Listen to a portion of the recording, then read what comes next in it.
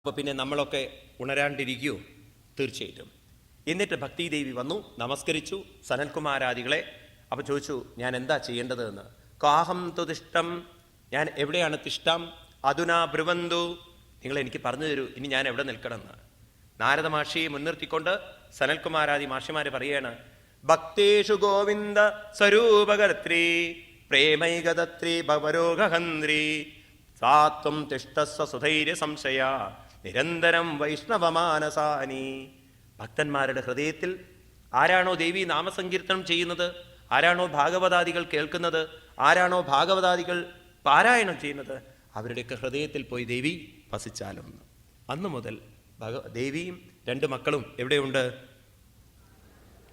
ഭാഗവതത്തിലും അതുപോലെ തന്നെ ഭാഗവതം പാരായണം ചെയ്യുന്ന, ഭാഗവതം മനനം ചെയ്യുന്ന, ഭാഗവതം പഠിക്കുന്ന, ഭാഗവതം കേൾക്കുന്ന ആളുകളുടെ ഉള്ളിലുണ്ട്. അപ്പം നമ്മുടെയൊക്കെ ഓരോരുത്തരുടെ ഉള്ളിലും ഭക്തിദേവിയുമുണ്ട്, ജ്ഞാനമുണ്ട്, വൈരാഗ്യമുണ്ട്. വൈരാഗ്യമുണ്ടോ എന്നുള്ള കാര്യം സംശയമില്ല, അത് നമുക്ക് നല്ല ഉറപ്പുള്ള കാര്യമാണ്.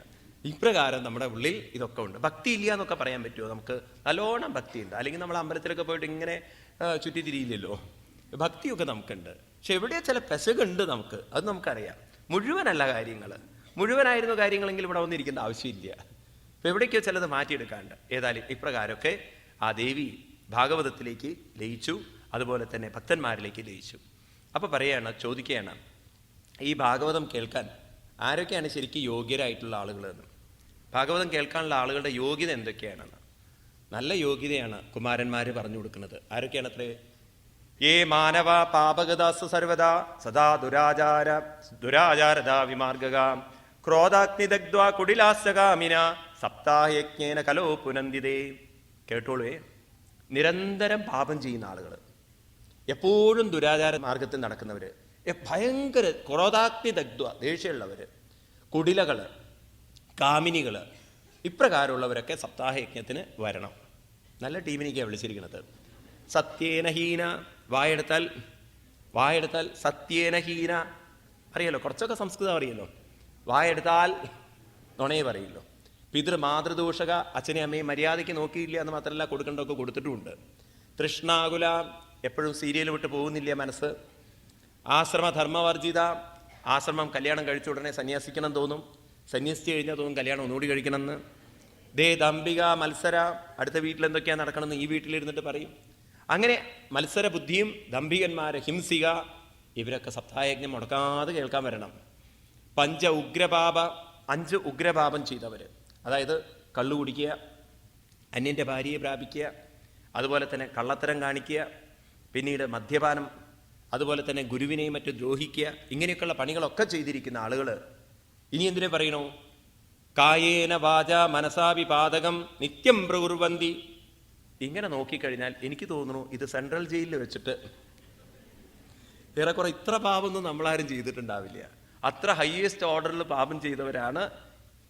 അവർക്ക് പോലും ഇത് കേൾക്കാന്നുണ്ടെങ്കിൽ എന്താ അതിനർത്ഥം? ഈ ഭാഗവതം കേൾക്കാൻ എല്ലാവരും യോഗ്യരായിട്ടുള്ളവരാണ്. എന്തുകൊണ്ടാണെന്ന് വെച്ചാൽ ആര് ഭാഗവതം കേട്ടാലും അവരുടെ ഉള്ളിലെ പാപത്തെ തീർക്കാൻ ഏതിന് സാധിക്കും? അതുകൊണ്ട് നാം എന്ത് ചെയ്തു എന്നുള്ളത്, now we should not allow our mind to go back to the past events. എന്തെങ്കിലുമൊക്കെ തെറ്റുകൾ നമ്മുടെ ജീവിതത്തിൽ ചെയ്തിട്ടുണ്ടാവും. ആർക്കെങ്കിലും ഇവിടെ ഇരുന്നിട്ട് സത്യസന്ധമായിട്ട് പറയാൻ പറ്റുമോ, ഞാൻ എൻ്റെ ജീവിതത്തിൽ ഒരു തെറ്റും ചെയ്തില്ലേ സ്വാമി എന്ന്? കൺവീക്ഷനോടുകൂടി പറയാൻ പറ്റുമോ? അല്ല, ഇതൊക്കെ കേൾക്കുമ്പോൾ ഒരു അമ്മ എന്നോട് പറഞ്ഞാണ്, ഇത്ര വലിയ പാപികൾക്കൊക്കെ ഇത് കേൾക്കാൻ പറ്റുള്ളൂ സ്വാമി എന്ന്. ഞാൻ ചോദിച്ചു, അമ്മ ഒരു പാപം ചെയ്തിട്ടില്ലേ എന്ന്. അങ്ങനെ ചോദിച്ചാലുണ്ട്. ഇവിടെ മരുമകൾ അപ്പോഴും ചീത്ത പറഞ്ഞിട്ടാണ് വന്നിരിക്കുന്നത്, മനസ്സിലായില്ലേ? അപ്പോൾ പാപം ചെയ്യാത്തവരാരും ഇല്ല. ഒരിക്കലും 2 കുട്ടികൾ ഇങ്ങനെ കളിച്ചുകൊണ്ടിരിക്കുമ്പോൾ അവർക്കൊരു നല്ല പൂച്ചക്കുട്ടിയെ കിട്ടി അവിടെ നിന്ന് വഴിയിൽ. അപ്പോൾ അവർക്കിത് വേണം. അപ്പോൾ അവർക്ക് ആർക്ക് വേണം എന്നുള്ളൊരു തർക്കം വന്നു. അപ്പോൾ അവർ തമ്മിലൊരു മത്സരം വെച്ചതാണ്. ആരാണോ വലിയ നുണ പറയുന്നത് അതിനും വലിയ നുണ പറയാൻ പറ്റാതിരിക്കുന്ന ആൾക്ക് കൊടുക്കണം. അപ്പോൾ ഒരുത്തൻ പറഞ്ഞു, എൻ്റെ അമ്മ മരിച്ചു എന്ന്. അമ്മയൊന്നും മരിച്ചിട്ടില്ലേ? അപ്പം മറ്റവൻ പറയാണ്, എൻ്റെ അച്ഛനും മരിച്ചു എന്ന്. എനിക്ക് അമ്മയിലേ മരിച്ചുള്ളൂ, എനിക്ക് അച്ഛനും അമ്മയും മരിച്ചു. അപ്പോൾ അത് കഴിഞ്ഞപ്പം അതിനും വലിയ പാപമല്ലേ, നുണയല്ലേ പറഞ്ഞത്. അപ്പം മറ്റവൻ പറഞ്ഞു, ഞാൻ അമേരിക്കൻ പ്രസിഡൻ്റാണ്. അപ്പം മറ്റവൻ പറഞ്ഞു, ഞാൻ യുണൈറ്റഡ് നേഷൻ്റെ പ്രസിഡൻ്റാണ്. അപ്പോൾ വലിയ വലിയ കാര്യങ്ങൾ ഇങ്ങനെ നുണയിൽ പറയുമ്പോൾ ഒരു സന്യാസി അവിടെ എത്തി. കുട്ടികളോട്, എൻ്റെ കുട്ടികളെ, ഇത്ര ചെറിയ കുട്ടികളാകുമ്പോൾ ഇത്ര നുണ പറയേ, വലിയ നുണ പറയേ, ഇങ്ങനെ ഒരിക്കലും പറയാൻ പാടില്ല. ഞാൻ എൻ്റെ ജീവിതത്തിലുണ്ടല്ലോ ഇതുവരെ ഒരു നുണ പോലും പറഞ്ഞിട്ടില്ല. ഇത് കേട്ടപ്പോൾ കുട്ടികൾ പറഞ്ഞു, എന്നാൽ ഈ പൂച്ചയെ സ്വാമിക്ക് തരാമെന്ന്. കാരണം ഇതിന് വലിയ നുണ വേറെ ഇല്ല. ഒരു നുണ ഈ സ്വാമി പറഞ്ഞില്ല പറഞ്ഞാൽ ഇതിന് വലിയ നുണ ലോകത്തിൽ വേറെ ഉണ്ടാവില്ല. ഇത് തന്നെയാണ് വലിയ നുണ. അപ്പം അതുപോലെ നമ്മൾ അത്ര വലിയ ക്രിമിനലുകളൊന്നും 302 304 ഫ്രോഡൊന്നും ചെയ്തവരല്ലെങ്കിലും നമ്മൾ ചെറിയൊരു ക്രിമിനൽ അല്ല എന്നൊക്കെ പറയാൻ പറ്റുമോ നമ്മളെ? ഇപ്പം നമ്മളെ വീട്ടിൽ ചെന്നാൽ തന്നെ ചോദിച്ചാൽ അറിയാൻ പറ്റുള്ളവരോട് നമ്മൾ ആരാണെന്നുള്ളത്. ഏതായാലും നമ്മൾ എത്ര വലിയ പാപികളായാലും തെറ്റ് ചെയ്തവരായാലും ഈ ഭാഗവതത്തിന് നമ്മളെ ശുദ്ധീകരിക്കാൻ പറ്റും. ഞാൻ നോക്കിയപ്പം ഈ ലോകത്തിൽ 2 തരം ആൾക്കാരുണ്ട്. ഒന്ന് മറ്റുള്ളവർക്ക് തലവേദന ഉണ്ടാക്കുന്നവർ, മറ്റത് മറ്റുള്ളവരുടെ തലവേദന കൊണ്ട് തലവേദന ഉള്ളവർ. ഇത് ലോകത്തിൽ എപ്പോഴും ഉണ്ട്. നമ്മൾ വിചാരിക്കുക നമ്മളെ കൊണ്ട് ഒരു ബുദ്ധിമുട്ടില്ല എന്ന്. മക്കളോട് ചോദിച്ചാൽ അറിയാം എന്തൊക്കെ ബുദ്ധിമുട്ടാണ് അവർക്കുള്ളത് നമ്മളെ കൊണ്ട്. അതുപോലെ തന്നെയാണ് നമ്മൾ. അതുകൊണ്ട് ഈ ഭാഗവതം ഏത് ഒരാളെയും പരിശുദ്ധീകരിക്കുന്നുള്ള കാര്യത്തിൽ സംശയം വേണ്ട. എത്ര കൊടും പാപം ചെയ്തവനായാലും ശരി ഈ ഭാഗവതം കൊണ്ട് ശുദ്ധീകരണം നേടാം. ഇനി നിങ്ങൾക്ക് ഞാനൊരു കഥ പറഞ്ഞുതരാമെന്ന് പറഞ്ഞ് ഒരു കഥ പറഞ്ഞു കൊടുക്കുകയാണ് സനൽകുമാരാദി മഹർഷിമാര്. ആരുടെ കഥയാണതത്രേ? തുംഗഭദ്ര നദീതടം എന്ന് പറയുന്ന സ്ഥലം. അവിടെ ഒരു ബ്രാഹ്മണൻ ഉണ്ടായിരുന്നു. അദ്ദേഹത്തിന്റെ പേരാണ് ആത്മദേവൻ. ആത്മദേവൻ എന്ന് പറയുന്ന ഒരു ബ്രാഹ്മണൻ. പാവം നല്ല ഒരു മനുഷ്യനായിരുന്നു. ഇത്തിരിയൊക്കെ പിശുക്കത്തരുണ്ടെങ്കിലും, അത് പിന്നെ ബ്രാഹ്മണർക്ക് പറഞ്ഞതാ, ഇത്തിരിയൊക്കെ പിശുക്കത്തരുണ്ടെങ്കിലും ധാരാളം അദ്ദേഹം ദാനധർമ്മങ്ങളൊക്കെ പണ്ട് ചെയ്തിരുന്നു. പക്ഷെ എന്തുണ്ടായിച്ചാൽ അദ്ദേഹത്തിന് കുട്ടികളുണ്ടായിരുന്നില്ല. ഭാര്യ നല്ല സുന്ദരിയാണെങ്കിലും ഭാര്യയ്ക്കൊരു ദോഷമുണ്ട്. എന്താ ദോഷം വെച്ചാൽ നല്ല പിടിവാശിയുള്ളൊരു സ്ത്രീയായിരുന്നു. എന്ന് മാത്രമല്ല ഭർത്താവിനെ ഇങ്ങനെ പിടിച്ചു വയ്ക്കും. താൻ പറഞ്ഞതിനപ്പുറം ഒന്നും പറയാൻ സമ്മതിക്കില്ല. കാലം മുന്നോട്ട് പോയി, കുട്ടികളില്ല, വിഷമം വന്നു. പണ്ട് കാലത്തൊക്കെ ഒരു വിശ്വാസമുണ്ട് ഹിന്ദുക്കളുടെ ഇടയിൽ. ഒരാൾ മരിച്ചു കഴിഞ്ഞാൽ, ചില ആളുകളുടെ ഇടയിലുള്ള വിശ്വാസമാണ്, മരിച്ചു കഴിഞ്ഞാൽ പുത്രന്മാർ വേണം അവരെ ദഹിപ്പിക്കാൻ. ആ പുത്രൻ ദഹിപ്പിച്ചിട്ടില്ലെങ്കിൽ, പുത്രൻ ഉദകക്രിയ ചെയ്തിട്ടില്ലെങ്കിൽ, പിണ്ടം വെച്ചിട്ടില്ലെങ്കിൽ ആ ആത്മാവിന്, കേട്ടിട്ടുണ്ടോ ഇത്?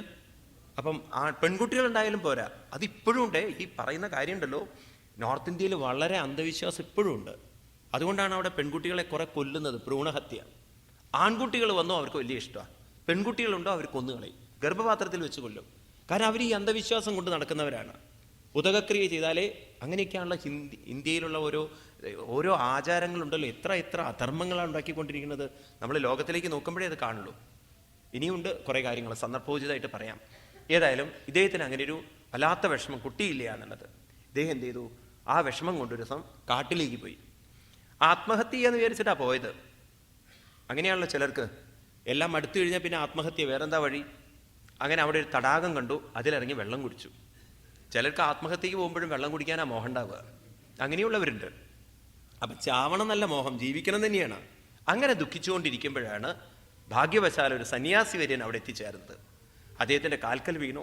സന്യാസി ചോദിച്ചു, എന്താ നിന്റെ മുഖത്ത് വലിയ ദുഃഖമുണ്ടല്ലോ, കഥം രോധീഷി വിപ്ര, എന്താ ഇങ്ങനെ ദുഃഖിച്ചുകൊണ്ടിരിക്കുന്നത്, എന്താ ദുഃഖസ്യ കാരണം എന്താണ് എന്ന് ചോദിച്ചപ്പം, പൂർവപാപേന സഞ്ചിതം മദീയ പൂർവജാസ്തോയം കവോഷ്ണമുപപുഞ്ചതേ മൽദത്തം നൈവ ഗൃഹന്തി പ്രീത്യാ ദേവാദിജാതയാ പ്രജാ ദുഃഖേന ശൂന്യോഗം പ്രാണാൻ സ്ത്യക്തുമിഹാഗത ദിഗ്ജീവിതം പ്രജാഹീനം ദിഗ്ഗൃഹം ച പ്രജാവിനാ ദിഗ്ധനം ചാനപത്യസ്യ ദിക്കുലം സന്തതിം വിനാ. എന്ത് കാര്യമുണ്ട്? ഈ ജീവിതം പുത്രനില്ലെങ്കിൽ എന്താ അർത്ഥമുണ്ട്? ഗൃഹത്തിൽ പുത്രനില്ലെങ്കിൽ എന്താ വീടാണത്? അതുപോലെ തന്നെ ധനത്തിന് എന്തർത്ഥമുണ്ട്? സന്തതിയില്ലെങ്കിൽ കുലത്തിന് എന്തർത്ഥമുണ്ട്? ഞാനാണെങ്കിലോ പാല്യതേ മയാതേനു, ഞാനൊരു പശുവിനെ വളർത്തി, അതും വന്ധ്യാഭവേത്, അതും പ്രസവിച്ചിട്ടില്ല. മയാരോപിതോ വൃക്ഷ, ഞാനൊരു വാഴ നട്ടാൽ വന്ധ്യത്വം, അത് ഒലക്കില്ല. പയറുവള്ളി നടും, അത് നേരെ വരും. പയർ നടും, അതിൽ കായ്ക്കില്ല. ഇങ്ങനെ എല്ലാം കൊണ്ടും എൻ്റെ ജീവിതം ഉണ്ടല്ലോ എന്തൊരു പാപജീവിതമാണ് എനിക്കറിയില്ല. മഹാത്മാവേ, അവിടുന്ന് എനിക്കൊരു പുത്രനെ തന്ന് അനുഗ്രഹിക്കണം. അപ്പം ഈ സന്യാസി കാര്യങ്ങൾ ഉപദേശിച്ചു. അയാളുടെ തലയിലെ വര കാണണ്ടത്രേ സന്യാസിക്ക്. പറയാണ്, ഹേ ബ്രാഹ്മണ, അങ്ങയുടെ തലയിലെഴുത്ത് ഞാൻ കാണണു. തലയിലെ വരാന്ന് പറയില്ലേ? ഇന്നാണെങ്കിൽ എനിക്ക് തോന്നുന്നു ഈ ഇതൊക്കെ പറയണ എത്ര സത്യമുണ്ട് എന്ന്. ഈ തലയിൽ വരാന്ന് പറഞ്ഞപ്പോൾ 2 ദിവസം മുമ്പ് ഞാനൊരു കുട്ടിയുടെ തലയിലൊരു വര കണ്ടു. ചോദിച്ചു, എന്താ കുട്ട അങ്ങനെ തലയിൽ വരച്ചിരിക്കുന്നത്? പുതിയ സിനിമ വന്നിരിക്കുകയാണ് അത്രേ. ഇപ്പോഴത്തെ ഫാഷനാണത്രേ ഇങ്ങനെ വരച്ചിരിക്കുന്നത്. എന്തോ അമീർ ഖാൻ്റെ എന്തോ പടം എന്തോ പറഞ്ഞു. അപ്പോൾ തലയിൽ വരണ്ടെന്ന് എനിക്ക് ഉറപ്പായിപ്പോൾ. കുറേ കഴിഞ്ഞാൽ വരും. എറണാകുളത്ത് വന്നിട്ടുണ്ട് ഇവിടെ തന്നെയാണ് ഞാൻ കണ്ടത് അത്. അപ്പോൾ ഈ തലവര നോക്കിയപ്പം ദൈവം പറയാണ്, അവിടുത്തെ ജീവിതം നോക്കിയിട്ട് 7 ജന്മം അങ്ങേക്ക് കുട്ടികളുണ്ടാവില്ല എന്ന്. അത്ര പാപങ്ങളുണ്ട് അങ്ങേക്ക്. ഇത് കേട്ടപ്പം പറഞ്ഞു, ഉപദേശം വേണ്ട, കുട്ടിയെ തന്നാൽ മതി. പറഞ്ഞു, നോക്കൂ, അങ്ങേക്ക് അറിയില്ലേ ചിത്രകേതു മഹാരാജാവിൻ്റെയൊക്കെ കഥ? അവരൊക്കെ കുട്ടികൾ കാരണം ദുഃഖിച്ചവരാ. കുട്ടികളെ കാരണം ദുഃഖിക്കുന്നവർ ധാരാളമുണ്ട്. അതുകൊണ്ട് അവർ പറയാ, കുട്ടികളൊക്കെ ആയി കഴിഞ്ഞാൽ ഇതിലും ഭേദം ഇല്ലാതിരിക്കുകയായിരുന്നു നല്ലത്. ഇല്ലാത്തവർ പറയും ഉണ്ടായാൽ നന്നായിരുന്നു, ഉള്ളവർ പറയും ഇതാണ് ലോക സ്വഭാവം. അതുകൊണ്ട് ഇപ്പം അങ്ങേക്ക് ഇല്ല എന്നുള്ളൊരു ദുഃഖമല്ലേ ഉള്ളൂ, ഉണ്ട് എന്നുള്ളൊരു ദുഃഖം വേണ്ടല്ലോ. അതുകൊണ്ട് അങ്ങ് ദുഃഖം ഇതൊക്കെ വിടൂ, പോയി നാമം ജപിക്കൂ. സന്യാസിയോട് പറഞ്ഞു, മനസ്സിൽ വെച്ചാൽ മതി മോഹൻ. ഈ സന്യാസിമാരല്ലെങ്കിൽ ഇങ്ങനെ തന്നെയാണ്. ഈ ശുഷ്ക വേദാന്തം പറഞ്ഞ ആളുകളെ വിഷമിപ്പിക്കും. അങ്ങക്ക് ഒരു കാര്യം ചെയ്യാൻ പറ്റുമോ, എനിക്കൊരു കുട്ടിയെ തരാൻ പറ്റുമോ ചോദിച്ചു. ഇപ്പം മുഖത്തേക്ക് നോക്കി സന്യാസി. ഇല്ലെങ്കിലും വിഷമില്ല, ഞാൻ അങ്ങയുടെ മുന്നിൽ ഇരുന്നിട്ട് പ്രാണം കളയുന്നു. അപ്പം അതിൻ്റെ പാപം കൂടി ആരെടുക്കണം? സന്യാസി. ഏതായാലും സന്യാസി വിചാരിച്ചു, കണ്ടുപഠിക്കില്ലെങ്കിൽ കൊണ്ടുപഠിക്കട്ടെ. അദ്ദേഹം ഒരു പഴം എടുത്തിട്ട് ജപിച്ചിട്ട് പറഞ്ഞു, ഭാര്യയ്ക്ക് കൊടുത്തോളൂ. എന്നിട്ട് അപ്പോഴേക്കും ഓടാൻ പോവുകയാണ് അയാൾ. പഴം കിട്ടിയ ഒരു സന്തോഷത്തിലേ നിൽക്കൂ. ഭാര്യയോട് പറയണം, ഒരു നേരെ ആഹാരം കഴിക്കാവൂ, 1 കൊല്ലത്തോളം വ്രതെടുക്കണം, അന്യ വീടുകളിൽ നിന്നും പോയി വേണ്ടാത്ത വർത്തമാനം പറയരുത്, ഈശ്വര വിചാരം വേണം, കുറേ കാര്യങ്ങളൊക്കെ പറഞ്ഞു കൊടുത്തു. ഇതൊക്കെ കേട്ട് അദ്ദേഹം ഓടി. അവിടെ ചെന്ന് ഭാര്യയോട് പറഞ്ഞു, കിട്ടി കുട്ടിയെ കിട്ടിയെന്ന്. ഭാര്യ വിചാരിച്ചു വല്ലതിനും കൊണ്ടുവന്നിട്ടുണ്ടാവുമെന്ന്. പറഞ്ഞു, കുട്ടിയല്ല കിട്ടിയിരിക്കണ, പഴ കിട്ടിയിരിക്കണത്. എന്നിട്ട് പറഞ്ഞു, നീ അന്യ വീടുകളിലൊന്നും പോകരുത്, നാമം ജപിക്കണം, ഒരു നേരെ ആഹാരം കഴിക്കാവൂ, ഈ പഴം കഴിക്കണം, നമുക്ക് നല്ലൊരു കുട്ടിയെ കിട്ടും എന്നുള്ളതാണ് സന്യാസി വരെയും പറഞ്ഞിരിക്കുന്നത്. ഇത് കേട്ടപ്പം ഭാര്യ അപ്പം തന്നെ മനസ്സിൽ വിചാരിച്ചു, എന്നാ കഴിക്കൽ കണക്ക് തന്നെയെന്ന്. അതെന്താവോ? കാരണം ഭാര്യ മനസ്സിൽ ഇങ്ങനെ വിചാരിക്കുകയാണ്, ഇത് കഴിച്ചാൽ തോഴിയോട് പറയണം, തോഴി ഇത് ഞാൻ കഴിക്കുന്ന പ്രശ്നമില്ല. അതെന്താണിത്? ഫലഭക്ഷേണ ഗർഭസ്യാൽ. അവിടെ ചിന്തകൾ പോവുകയാണേ. എൻ്റെ ഗർഭം വളരും, ഗർഭ ഉദരണവൃദ്ധിത, വയറ് വലുതാവും, സ്വൽപപക്ഷം സദോ ശക്തി. അല്പ ഭക്ഷണം കഴിച്ചു കഴിഞ്ഞാൽ ഗൃഹകാര്യം കഥം ഭവേ, വീട്ടിൽ പണി ആരെടുക്കും? ഇങ്ങോരെടുക്കോ പണി? പിന്നെ എങ്ങാനും ദൈവാത് ഗാഡി വ്രജത് ഗ്രാമേ, ഈ ഗ്രാമത്തിലെങ്ങാനൊരു വണ്ടി വന്നു കഴിഞ്ഞാൽ പാലായ എങ്ങനെ ഓടും ഒരു ഗർഭിണി? പിന്നെ അതല്ല, ഞാൻ കേട്ടിട്ടുണ്ട് 12 കൊല്ലം ഒരു കുട്ടി ഗർഭത്തിലിരുന്നിട്ടുണ്ട്. ഈ സാധനം എങ്ങാനും 12 കൊല്ലം എൻ്റെ ഗർഭത്തിലിരുന്നാൽ എൻ്റെ കാര്യം കണക്കാവും. അതുകൊണ്ട് പിന്നെ മാത്രമല്ല, ഈ സന്യാസി ജപിച്ചു കൊടുത്തല്ലേ, വല്ല പന്നിക്കുട്ടിയോ വല്ല മാൻകുട്ടിയോ വല്ല പുലിക്കുട്ടിയൊക്കെ വരണമെങ്കിൽ നാട്ടുകാർ പറയില്ലേ പന്നിയുടെ അമ്മ എന്ന്, ചീത്ത കേൾക്കണ്ടേ പിന്നെ. അതുകൊണ്ട് ഞാൻ എന്തായാലും പിന്നെ ഒരു തത്വം പറയുകയാണ്, ഈ ലോകത്തിലെ ഏറ്റവും ഭാഗ്യവതികളായിട്ടുള്ള സ്ത്രീകൾ ആരാന്നറിയോ? വന്ധ്യാവ വിധവാ നാരി. ഇവരാണ് സുഖിനി. പ്രസവിക്കാത്തവരും ഭർത്താവ് മരിച്ചവരാണ് അത്ര ഏറ്റവും സുഖികളായിട്ടുള്ള ആളുകൾ. നല്ല ഫിലോസഫിയാണ് അവൾ പറയുന്നത്. ഏതായാലും ഇങ്ങനെയുള്ളവരുണ്ടായിരുന്നു കേട്ടോ ലോകത്തിൽ അന്ന്. ഇപ്രകാരം കുതർക്കയോഗേന ഫലം നൈവ ഭക്ഷിതം.